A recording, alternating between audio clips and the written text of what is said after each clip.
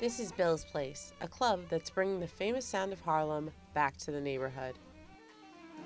And Bill is Bill Saxton, a Harlem-born and raised saxophone player.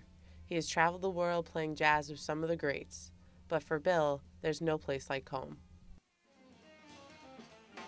Bill's Place is a part of a dream that I had. I've always wanted to have my own place. I played in many clubs. Bill and his wife opened Bill's Place in 2006.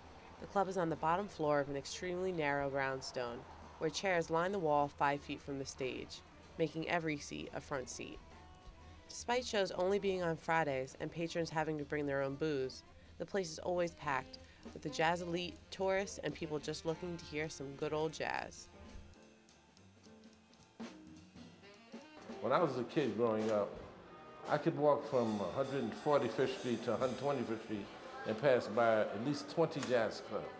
I used to sell newspapers and shine shoes.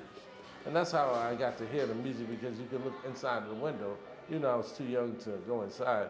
You could look in the window of the clubs and you could see the musicians performing. So that's how I got attracted to the music. Plus, it was all around me all the time. So as a kid, I heard all this great music. I heard all these songs. I didn't know the names of the songs or anything like that, but later when I started to play music, people would start to play some of these songs, and I knew them in my head. You have a chance to tell your story within the story. So that's what makes jazz such a great music. Bill's Place, located on 133rd Street, is where the center of jazz has always been in Harlem. But Bill didn't know this when he first purchased the club.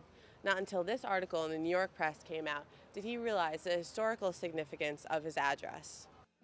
33rd Street back in 1927 during Prohibition was called Swing Street.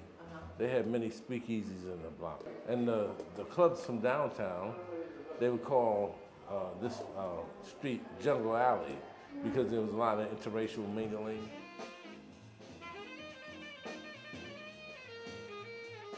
This same address was home to Willie the Lion Smith on piano.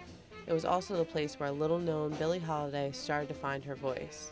Not to mention the after-hours hangout for Duke Ellington, Fats Waller, Moms Mabley, Langston Hughes, and many more. Louis Jones is a fellow jazz Harlemite musician and a regular at Bill's. So, Real Place is like home for a musician, you know.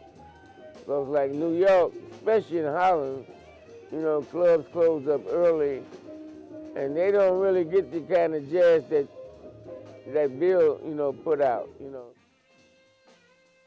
You know, with jazz, you know, our musicians have a chance to make their personal input. That's why I'm doing what I'm doing, because I feel that every musician, every artist, or every person should do something to make a difference.